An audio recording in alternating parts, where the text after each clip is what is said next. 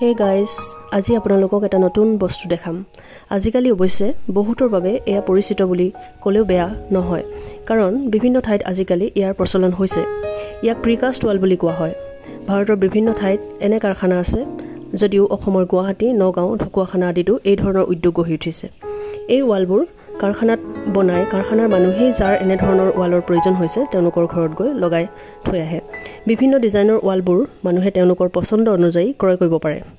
এই ৱালবোৰ যথেষ্ট মজবুত আৰু ইয়াৰ আয়ুস প্ৰায় 50ৰ পৰা 100 বছৰ বুলি ধৰা হয়। এই ৱালবোৰ বাকী বাউণ্ডাৰী ৱালতকৈ কম খৰচী বুলি ধৰা হয়, কাৰণ বাকীবোৰ ৱাল বনাবৰ বাবে কেঁচা সামগ্ৰী অৰ্থাৎ চিমেণ্ট, ইটা আদি অনাৰ ট্ৰেন্সপৰ্টেশ্যন চাৰ্জৰ লগতে লেবাৰ চাৰ্জ মিলি এটা ডাঙৰ খৰচা পৰে। তাৰ তুলনাত ইয়াৰ খৰচ অলপ কম। নতুনকৈ অহা আমাৰ প্ৰতিবেশী এজনৰ ঘৰত এনেধৰণৰ ৱাল লগাইছে। আগত এনেধৰণৰ ৱালৰ কথা শুনিছিলোঁ অথবা মোবাইলত দেখিছিলোঁ। এতিয়া এই ধৰণৰ ৱাল স্বচক্ষে প্ৰত্যক্ষ কৰি অথবা চুই চাইও অনুভৱ কৰিছোঁ এই ৱালবোৰ যথেষ্ট মজবুত আৰু শক্তিশালী। যি কি নহওক, মই এই ৱালবোৰৰ বিষয়ে কিছু কথা জানিবলৈ চেষ্টা কৰিলোঁ আৰু আপোনালোককো জনাবলৈ চেষ্টা কৰিলোঁ। তেতিয়াহ'লে সামৰিছোঁ আজিলৈ। ধন্যবাদ।